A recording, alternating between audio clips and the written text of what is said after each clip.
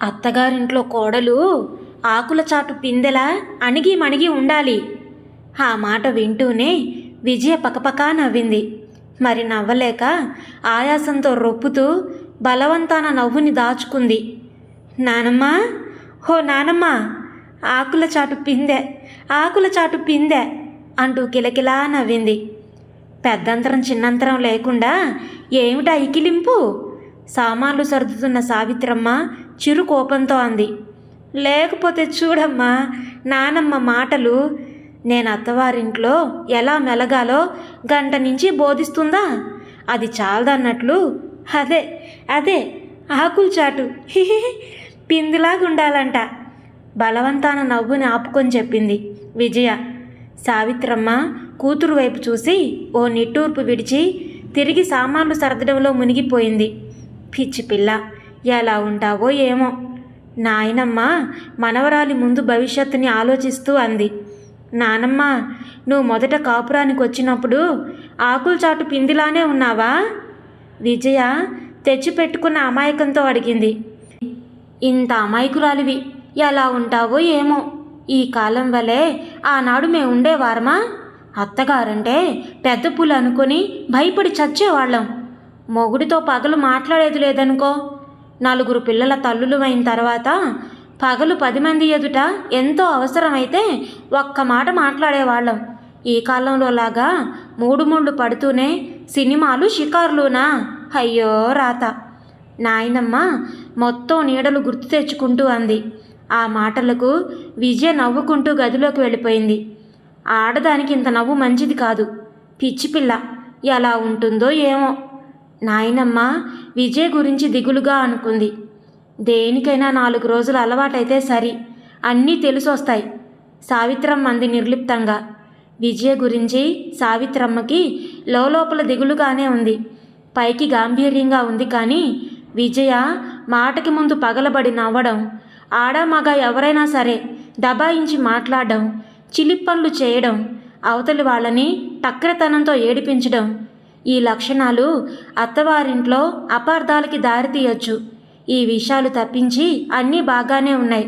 చక్కగా పని పాట వంట పెట్టు అవలీలగా చేసి పారేస్తుంది. మరో గంటకి ప్రయాణమయ్యి మర్నాడు ఉదయానికి అత్తవారింట్లో కొత్త కోడలుగా కాపురానికి కాలు పెడుతుంది విజయ. అంతకు 2 రోజుల క్రితం నుంచి నాయనమ్మ ఆడపిల్ల ముఖ్యంగా కొత్త కోడలికి ఉండాల్సిన వినయ విధేయతల గురించి నూరి పోస్తూనే ఉంది. ఇదేం పూర్వకాలమా? ఓ పద్ధతిలో సంసారాలు నడుస్తాయా? మనం చెబితే వాళ్ళు వినే రోజులా? సావిత్రమ్మ కూతురు గురించి లోపల అనుకుంది. అత్తవారిల్లంటే కాకులు దూరని కారడువా? James bond పిక్చరా భయపడ్డానికి? విజయ తల ఎగరేస్తూ అనుకుంది. నానమ్మ, ఆకుల చాటు పిందె కాదు అన్నావు, గుర్తుంది అంటూ రిక్షా ఎక్కింది. అత్తవారింట్లో అడుగుపెట్టిన విజయకి అంతా కొత్తగా ఉంది. తనకి తెలియకుండానే రవ్వంత భయం, మౌనం ఆక్రమించుకున్నాయి విజయని. అత్తగారిని చూసి అందరూ భయపడేవారే కనిపించారు ఆ ఇంట్లో. మామగారి నోట్లో నుంచి పల్లెత్తు మాట కూడా వినపడదు. శాల్తీ కనబడితే తప్ప ఆయన ఇంట్లో ఉన్నట్లు ఎవరికీ తెలియదు. బావగారు మామగారికి డిటో. పోతే తోటికోడలు విమల ప్రతిదానికి భయపడిపోతూ గాబరా పడిపోతూ ఉంటుంది. ఉత్త పుణ్యానికి కంగారు. భర్త సరే, అమ్మకి చిన్న కొడుకేమో గారాలు పోయి డబ్బు లాగుతూ ఉంటాడు. సినిమాలకి, సిగరెట్లకి, వగైరాలకి. అన్నింటికన్నా విజయ్ని ఆకర్షించింది అనవసరంగా అత్తగారికి ప్రాముఖ్యం, అతివాగుడును. పని మనిషి ఓ పూట మానేస్తే మర్నాడు దాన్ని చూస్తూనే, ఏమే అప్పలు, నీ పేటలో ఎవరి కొంపంటుకుపోయింది? లేక తిన్న ధర కజిర్తి చేసిందా? రెస్ట్ తీసుకోవాలనిపించిందా? ఇవాళ రెస్ట్ తీసుకోలేకపోయావా? ఒక్క రోజులో ఏం బలం పట్టాను అంటూ పనంతా పూర్తయి పని మనిషి వెళ్లే లోపల కామా పులి స్టాప్లు లేకుండా కేకలేస్తూనే ఉంటారు. చివరికి అది వెళ్ళేటప్పుడు, ఎందుకే అప్పలు నిన్న రాంది అంటూ శాంతంగా అడగడం. అది పిల్లవాడికి జ్వరం వచ్చింది అనగానే, అయ్యో జ్వరం వచ్చిన వాణ్ణి ఎలా వదిలి రాబుద్దయిందే, నీదసలు తల్లి ప్రాణమేనా అంటూ 4 చీవాట్లు వేసి, రేపు జ్వరం తగ్గితేనే పనిలోకి రా అంటూ పంపిస్తారు. విజయ్కి ఆ ఫార్స్ చూస్తుంటే నవ్వాలో ఏడవాలో అర్థం కాలేదు. కానీ మరొకటి అర్థమైంది. అత్తగారు తాను అనుకున్నంత కఠినరాలు కారని, భోళా మనిషని. ఓ రోజు రాత్రి 70mm ఇంగ్లీష్ పిక్చర్కి వెళదామా అని భర్తను అడిగింది విజయ. అమ్మ నెలకి 2 పిక్చర్ల పైన చూస్తే ఊరుకోదు, పైనల వెళదాం బొజ్జగింపుగా అన్నాడు కృష్ణమూర్తి. బాగుంది, మీ అమ్మగారు ఆర్డర్ ఇచ్చేసరికి ఆ పిక్చర్ తుర్రుమంటుంది. ఆవిడికి మీరు నచ్చ చెప్పండి, గారాలు పోతూ అంది విజయ.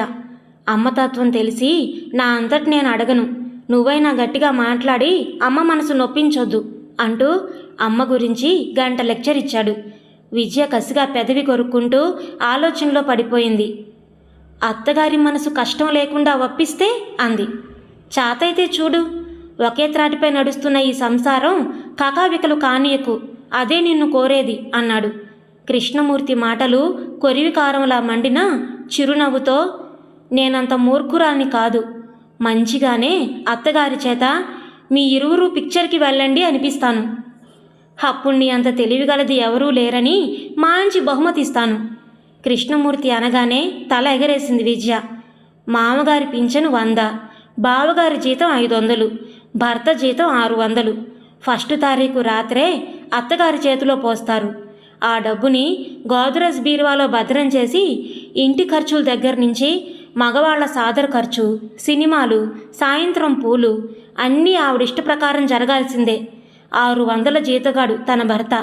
మనసారా ఓ పిక్చర్ చూడాలంటే గతి లేదు, చిచ్చి అనుకుంది విజయ. ఛాలెంజ్ చేసినట్లే తన భర్త మాట్లాడారు. తాను ఓడిపోరాదు, సంసారం కకావికలు చేయడానికి తనే మూర్ఖురాలా, దుర్మార్గురాలా, మంచితనంతోనే సాధిస్తాను అనుకుంటూ వంటగదికేసి నడిచింది. అత్తగారు ఓ పక్క చపాతీలు వత్తుతూ అవతల వంట చేస్తూ ఉండడం కనబడింది. ఒకేసారి 2 పనులతో సతమతమైపోతుంది. విజయ్కి జాలేసింది. ఇంట్లో చెట్టంత 2 కోడలని పెట్టుకొని ఆవిడ శ్రమపడ్డం అంతా తానే చేస్తానని గొప్పకా, లేక అతి మంచితనమా అర్థం కాలేదు. చపాతీలు నేను ఒత్తుతాను, వంట మీరు చూడండి అత్తయ్య గారు అంటూ పనిలో జొరబడింది. ఆవిడ వద్దు వద్దు అంటున్నా అత్తగారి మనస్తత్వం బాగా తెలుసుకోవాలంటే ఆవిడికి వీలైనంత దగ్గరగా పోవడమే అనుకుంది. గబగబా చపాతీలు వత్తి కాల్చడం మొదలుపెట్టింది మౌనంగా. చాలా చక్కగా చేస్తున్నావు, వంట బాగా తెలుసులాగుంది అత్తగారు అనగానే విజయ గుండె గుబేలుమంది. కర్మ, రేపటి నుంచి వంట కూడా చేయమంటుంది కాబోలు. ఇది ముందరి కాళ్ళకి బంధాలేమో. నెమ్మదిగా వంట నేర్పుదామని అనుకుంటున్నాను, ఆ అవసరం లేదన్నమాట.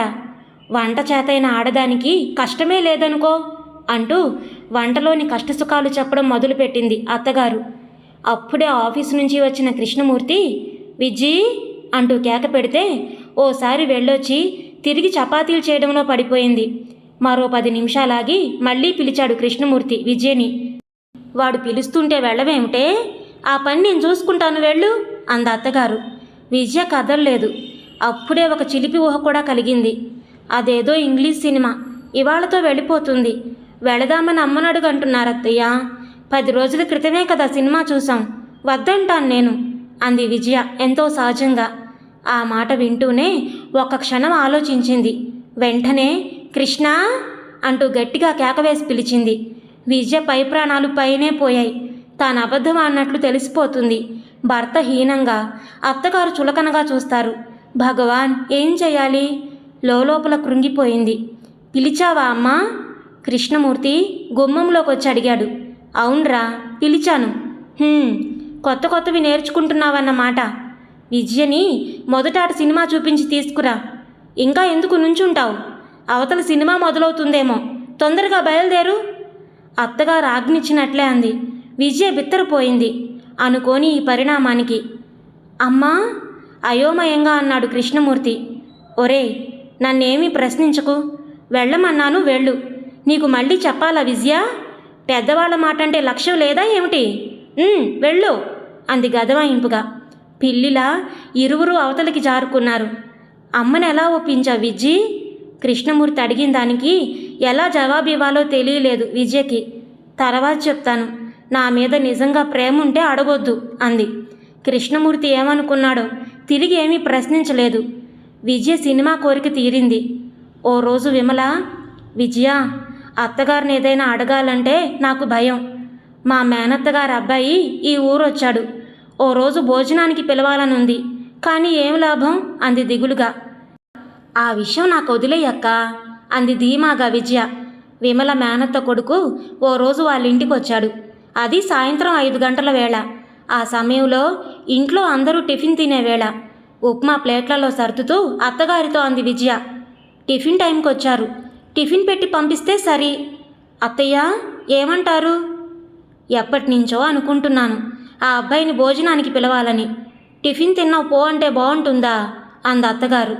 మగవాళ్ళు భోజనాలు చేస్తున్న టైంలో విమల విజయతో అంది. విజయ, అత్తగారి మీద ఏమాత్రం ప్రయోగించావో కానీ నా కోరిక తీర్చావు, భలే గట్టిదానివి. విజయ చిరునవ్వు జవాబుగా చిందించింది. కొద్ది రోజుల్లోనే విజయ అత్తగారి చేత మంచి వినయ విధేయతలు కలది అనిపించుకుంది. కానీ లోపల తాను అంత మంచి అత్తగారిని మోసపుచ్చుతున్నానని బాధపడేది.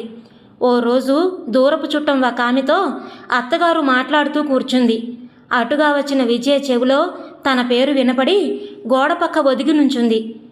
మీ చిన్న కోడలు ఉత్త గర్విష్ఠితిలాగుంది, పలకరిస్తే సరిగా పలకనే లేదు. ఇన్నేళ్ళొచ్చి చెవులుకా రింగులేమిటి నా ముఖం? నువ్వైనా చెప్పకూడదంటే? అయినా నువ్వు చెప్తే మటుకు అది వింటుందా? ఆ వచ్చిన ఆవిడ ఇలాగే ఇష్టం వచ్చినట్లు వాగుతుంది. అత్తగారు ఏం జవాబిస్తుందో చూద్దామని విజయ అలాగే గోడ కతుక్కుపోయి నుంచుంది. తప్ప అత్తగారి నోట్లో నుంచి ఒక్క పలుకు ఊడి రావడం లేదు. కోడలు నీ మాట వినకపోతే కిష్టప్ప చేత 4 చీవాట్లు వేయించరాదుటే?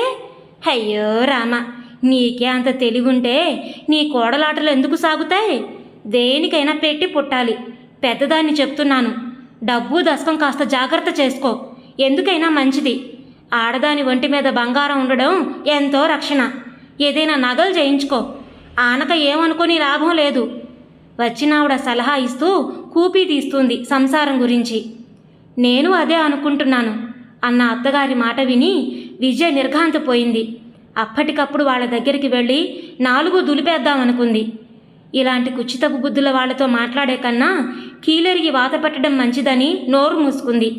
సమయం కోసం చూస్తూ ఆ మర్నాడు అత్తగారు నగల బత్తుడికి కబురు చేయడం చూసి, పాపం కొడుకుల సంపాదనతో వచ్చినావిడ నీతి కథలతో అత్తగారు ఎంత జాగ్రత్త పడుతుంది. సమయం రావాలి చెప్పకపోను, ఇంకా నయం, ఇప్పటిదాకా మోసపోయాను. అత్తగారు ఉత్త బోళా మనిషి, కష్టసుఖాలు తెలిసింది అనుకున్నాను, అంత నటన అనుకుంది విజయ. ఆ సాయంత్రం ఆ ఊర్లోనే ఉన్న చిన్ననాటి స్నేహితురాలు సరళొచ్చింది విజయని చూడ్డానికి. మా అత్తగారు ఊరికి వెళ్ళారు కాబట్టి నిన్ను చూడ్డానికి వచ్చాను. ఆవిడ ఊళ్ళో ఉంటే గుమ్మం కదలనీయదు. మా వారు కూడా ఆవిడతో వెళ్ళారు. ఎన్నాళ్ల నుంచో నిన్ను చూద్దామన్న నా కోరిక భగవంతుడు ఈనాటికి తీర్చాడు అంది సరళ. అదేమిటే సరళ, ఒక స్నేహితురాల్ని చూడ్డానికి ఇంత యాతన పడాలా? ఆశ్చర్యంగా అంది విజయ. సరళ ఓ నిట్టూర్పు విడిచి, లోకంలో అందరూ మీ అత్తగారంత మంచిగాను, మీ వారంత ప్రేమగాను, నీ అంత అదృష్టంతోనూ పెట్టి పుట్టొద్దు. మా ఇంట్లో తలనొప్పి వస్తే 10 పైసల మాత్రకి, పావు గ్లాసు కాఫీకే గతి లేదు. కాపురానికి వచ్చిన మొదట్లో అత్తగారి సంగతి తెలియక ఏదో చిన్న మాట అన్నాను. అది ఆవిడికి తప్పుగా తోచి ఆయనకి చాడీలు చెప్పి నన్ను కొట్టించింది. ఆ రాత్రి ఆయనతో మొరపెట్టుకున్న ఫలితం మర్నాడు ఆయన మా అత్తగారితో, అమ్మా సరళ నిన్ను నానా మాటలు అన్నదే అని చెప్పారు. ఆవిడ తిట్లు. అప్పటినుంచి ప్రతి చిన్న విషయానికి నోరు మూసుకొని ఉండడం నేర్చుకున్నాను. అయినా మధ్య మధ్య చీవాట్లు తప్పడం లేదు. మనసు మార్చుకోలేక నిన్ను చూడ్డానికి దొంగచాటుగా రావాల్సి వచ్చింది చెప్పింది సరళ. విజయ తల గిర్రున తిరిగింది సరళ చెప్పింది విని. తర్వాత ఇద్దరూ ఎన్నో విషయాలు మాట్లాడుకున్నారు. విజయ అత్తగారు మధ్యలో విజయ్ని పిలిచి సరళకి కాఫీ టిఫిన్ పెట్టించింది. సరళ వెళ్ళేటప్పుడు విజయ సరళకి బొట్టు పెట్టి తాంబూలం పళ్ళు ఇచ్చింది. విజయ, నా ఉద్దేశం మీ అత్తగారి గురించి అపార్థం చేసుకుంటున్నావని. లోకంలో ఎందరో కోడళ్ళు ఎన్ని రకాలుగానో బాధపడుతున్నారు. ప్రతి చిన్న విషయం సీరియస్గా తీసుకొని సుఖానికి దూరం కాకు అని సరళ వెళ్ళిపోయింది. ముసలావిడ అత్తగారి సంభాషణ విన్న దగ్గర నుంచి విజయ అత్తగారితో సరిగా మాట్లాడలేకపోతుంది. సరళ వెళ్ళిన తర్వాత ఆలోచిస్తూ అలా కూర్చుండిపోయింది. ఇంటి ఖర్చులు చూడబోతే 500 దాటం లేదు. మిగిలిన డబ్బు అత్తగారేం చేస్తున్నట్లు? అన్నీ లెక్క ప్రకారం చేయాలి. అలా అని దేనికి లోపం లేదు. పండక్కి చీరలు, సాయంత్రం పూల ఖాతా, నెలకి 2 సినిమాలు, వారానికి ఓ తీపి పిండి వంట. ప్రతి పని యాంత్రికంగా జరిగిపోవాల్సిందే. తోటికోడళ్ళిద్దరూ పెరట్లో కూరల పాదులకి నీళ్లు అవి పోయడం క్రమం తప్పకుండా చేయాల్సిందే. అంతవరకే. 1 రూపాయి కావాలంటే లెక్క చెప్పాల్సిందే. అత్తగారి మనస్తత్వం ఏమిటి? అసలు ఆ ముసలావిడితో ఆ చాడీ మాటలేమిటి? నగలు చేయించుకోవాలని ఆ బుద్ధి ఏమిటి? విజయ దీర్ఘాలోచనకి చటుక్కున బ్రేక్ పడింది అత్తగారి పిలుపుతో. విజయ లేచి అత్తగారి దగ్గరికి వెళ్ళింది. నగల క్యాట్లాగు పట్టుకొని భత్తుడు రెడీగా ఉన్నాడు. విమల కూడా అక్కడే ఉంది. విమల, విజయ, మీకే రకం గాజుల జత కావాలో చూసి చెప్పండి అంది. ఈ రకం గాజులు, ఇలాంటి నెక్లెస్ నాకిష్టం వెంటనే అంది విమల. ఇప్పుడు దేనికి? అయోమయంగా అంది విజయ. తొందరగా చెప్పు, తర్వాత మాట్లాడుకోవచ్చు అనగానే యాంత్రికంగా తనకి తోచిన మోడల్ చెప్పింది విజయ. ఏమయ్యా భత్తుడు, చూసావుగా మా కోడళ్ల సెలక్షను? ఆ నగలు ధరిస్తే మరింత అందం రావాలి కోడళ్ళకి అంది అత్తగారు. ఆ రోజంతా పరధ్యానంలో గడిపింది విజయ. అత్తగారి గురించి తన ఆలోచన తప్పయింది. పిచ్చి పిల్లల్లారా, ఆకుల చాటు పిందెల్లాంటి వారు మీరు, మీకేం తెలుసు అన్నమాట పదే పదే గుర్తుకొస్తుంది. మనసులో ఏ విషయము ఎంతకీ దాచుకోలేని విజయ అత్తగారి దగ్గరికి వెళ్ళింది. మీరు నన్ను పొరపాటుగా అర్థం చేసుకోకపోతే ఒకటి అడుగుతాను, నిజం చెప్పండి. నిన్న ఆ ముసలమ్మతో మీరన్న మాట విన్నాను. ఆవిడనే మాటలకి మీరెందుకు అడ్డం తగలలేదు అంది విజయ. ఆ ముసలిదేదో దూరపు చుట్టరికం. గుణము, నోరు, కన్ను, దృష్టి ఏదీ మంచిది కాదు. పచ్చగా ఉంటే ఓర్చుకోలేక ఆ కాపురాన్ని కూల్చిందాకా నిద్రపోదు. ఆవిడ చూపు దేని మీదన్నా పడిందా అది బగ్గున మండిపోవాల్సిందే. అందుకే నోరు మూసుకొని చల్లగా పంపించాను అంది అత్తగారు. అత్తగారి మాటలు వినగానే విజయ కళ్ళల్లో నీళ్లు తిరిగాయి. తను చాటుగా విన్న మాటలు చెప్పేసింది. అర్థం చేసుకోకుండా అడిగినందుకు పశ్చాత్తాపం ప్రకటించింది. అది నీ తప్పు కాదు విజయ. ఒక్కోసారి మన చెవులు, కళ్ళు మనల్నే మోసగించుతాయి. ఓర్పుగా ఉన్నప్పుడు, అనుభవాలతో తలపండినప్పుడు మాత్రమే అన్నీ తెలుస్తాయి. నా మటుకు నాకు ఈనాటికి ఎన్నో తెలిసాయి. చిన్నప్పుడే కాపురానికి వచ్చి అత్తగారి చేతిలో నానా బాధలు పడ్డాను. ఆయన చూడబోతే నోరు లేని దేవుడు. అనుభవించే రోజుల్లో మంచి వయసులో ఉన్నప్పుడు జీవితంలో ఏది అనుభవించలేదు, బాధలు తప్ప. పుట్టెడు అప్పులు చేసిపోయారు అత్తగారు. అప్పులు ఎలా తీర్చామో, అబ్బాయిలిద్దరినీ చదివించి ఎలా పెద్ద చేశానో దేవుడికిరక. రత్నాలాంటి బిడ్డల్ని, ముత్యాల్లాంటి కోడళ్ళని ఇచ్చి భగవంతుడు ఈనాటికి నా కోరిక తీర్చాడు. ఈ విషయంలో ఒక్కోసారి మీ కోరికలకి నేను అడ్డం తగలొచ్చు, కానీ నాకు మీకన్నా ఎవరున్నారు? అధిక ధరల ఆకాశాన్ని అంటుతున్న ఈ రోజుల్లో 4 పిల్లల తల్లులైన తర్వాత దుబారా సంసారం అయితే మీకు మిగిలేదేమిటి? అందుకే సంసారం ఒక త్రాటి మీద నడిపిస్తూ పొదుపుగా ఉండి 10,000 దాచాను. దానిలో మీ నగలకి 5,000 తీశాను. మామూలు ప్రకారం ఆవిడ ధోరణిలో కామా పులిస్టాప్లు లేకుండా చెప్పుకుపోయింది అత్తగారు. జీవితంలో మీ మాటకి ఎవరమూ జవదాటం అత్తయ్య. ఈ సంసారానికి మూల విరాట మీరు అంది విజయ. సంతోషం, పశ్చాత్తాపం కలగాపులగంగా. హొత్త పిచ్చి పిల్లవు అంటూ ప్రేమతో దగ్గరికి తీసుకుంది అత్తగారు విజయని. ఇదండి ఈరోజు కథ. మీకు నచ్చిందా? నచ్చితే లైక్ చేయండి, షేర్ చేయండి. అలాగే మీ విలువైన అభిప్రాయాలను కామెంట్స్లో తప్పకుండా తెలియచేయండి. ఇలాంటి మరెన్నో మంచి మంచి కథలు వినడానికి మన ఛానల్ని తప్పకుండా సబ్స్క్రైబ్ చేసుకోండి. మరొక మంచి కథతో మళ్ళీ కలుద్దాం. అప్పటి వరకు ఉంటానండి.